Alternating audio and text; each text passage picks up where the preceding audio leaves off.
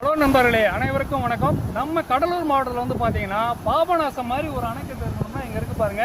எப்படி பாபநாசம் அணைக்கட்டில் வந்து ஒரு தடுப்பணை மாதிரி இருந்து நம்ம அங்கே போயிட்டு பாபநாசம் அணைக்கட்டில் எப்படி ஒரு தடுப்பணை மாதிரி இருந்து நம்ம தடுப்பணையில் போயிட்டு இருக்கோமோ அது மாதிரி ஒரு தடுப்பணை இங்கே இருக்குதுங்க நம்ம கடலூரில். அதை தான் இப்போ நம்ம பார்க்க போகிறோம். வாங்க பார்க்கலாம்.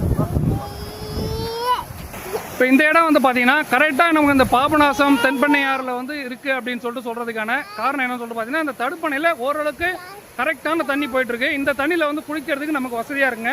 இந்த இடத்துல பார்த்தீங்கன்னா இடுப்பளவு தொடையளவு தான் ஆழம் இருக்குது. நம்ம ஃபேமிலியோடு வந்து இங்கே குளிச்சிங்கனால நல்லா ஜாலியாக என்ஜாய்மெண்ட் பண்ணலாம். பட் இதில் ஒரு ரிஸ்க் இருக்குங்க. இந்த ஆற்றுல போயிட்டுலாம் குளிக்காதீங்க. ஏன்னா நிறைய இடத்துல புதைக்குழிகள் இருக்குது.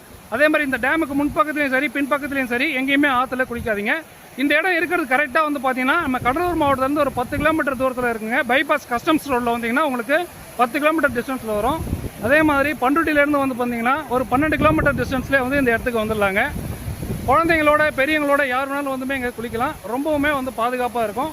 பட் இது இறங்குறதுக்கு வந்து ஒரு ப்ராப்பரான ரூட்டு கிடையாது.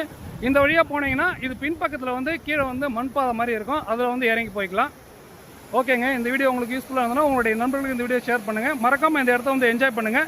மேபி இந்த தண்ணி வந்து பார்த்தீங்கன்னா இன்னொரு 1 வீக் வந்து போகிறதுக்கான வாய்ப்புகள் இருக்குது. தண்ணி கம்மியாயிடும். அதுக்கப்புறம் இந்த டேம்ல இருந்து தடுத்து தான் தண்ணி நின்றுட்டு இருக்குமே தவிர தண்ணி இது மாதிரி வழிஞ்சு போகாது.